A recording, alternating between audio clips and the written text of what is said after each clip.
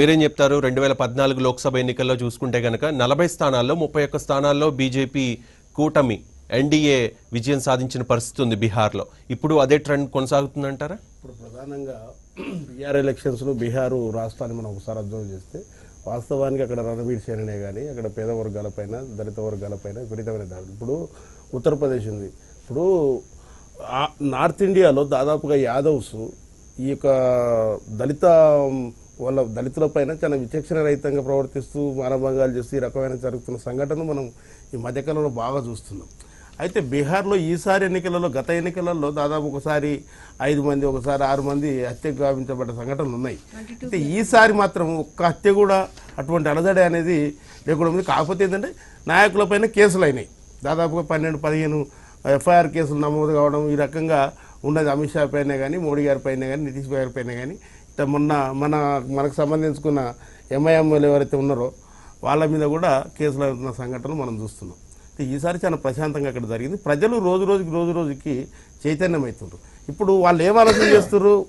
మా రాష్ట్రం అభివృద్ధి చెందాలి అంటే ఖచ్చితంగా కేంద్రంలో ఉన్న అధికారంలో ఉన్న బీజేపీ నరేంద్ర మోడీ గారి యొక్క ప్రపంచనాన్ని అక్కడ ప్రజలు అర్థం చేసుకుంటున్నారు. కనుక నిరుద్యోగులకు ఉద్యోగాలు కావాలి, అదేవిధంగా వెనుకబడ్డ ఆ ప్రాంతం అభివృద్ధిలోకి రావాలి, పారిశ్రామికంగా అభివృద్ధి చెందాలి అని చెప్పే లక్ష్యంలో అక్కడ ప్రజలు ఆలోచన చేస్తారు. కనుకనే మన ఎన్డీఏ కూటమికి ఖచ్చితంగా స్వాగతిస్తారు. అందరూ కూడా ఇంకా ఎన్ని రోజులు ఉంటారు ఫీడరల్ వ్యవస్థలో, ఇంకా వెనుకబడతనంతో ఎన్ని రోజులు ఉంటారు? అభివృద్ధి వైపు అన్ని రాష్ట్రాలు ప్రయాణం చేస్తున్నప్పుడు బీహార్ కూడా ఇంకా మొండిగా వ్యవహారం చేసే పరిస్థితులలో అక్కడ లేదనేది ఎన్నిక మనకు స్పష్టంగా తెలుస్తుంది.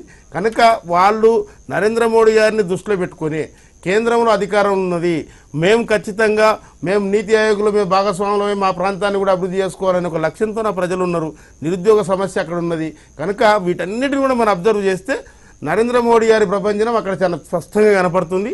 ఖచ్చితంగా అక్కడ ఎన్డీఏ కూటమి విజయం సాధించే పరిస్థితి మాత్రం. కాకపోతే ఏంటంటే భారీ మెజార్టీ కాకుండా అటు ఇటు 10-20 సీట్ల తేడాతోన ఎగ్జిట్ పోల్ మనం చూస్తున్నాం. చాలా సంస్థలు సర్వే చేసి ఉన్నాయి, నెక్ టు నెక్ ఉంటుంది బీహార్లో అని చెప్పేసి.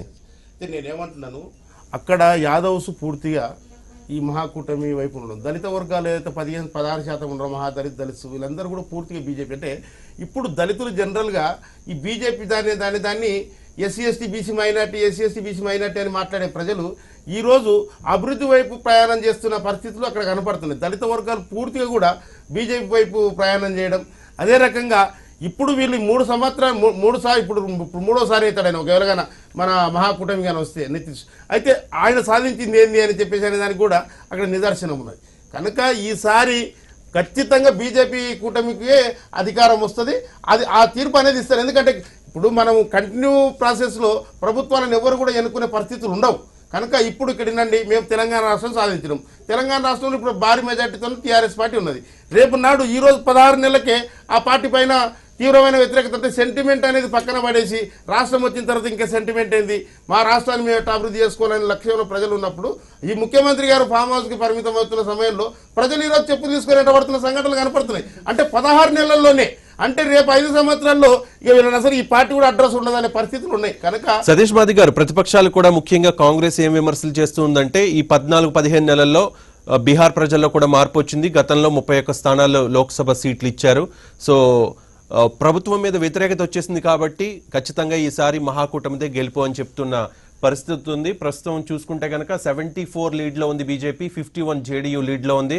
సో అప్డేట్స్ చిన్న బ్రేక్ తర్వాత చూద్దాం. State to number 1 news.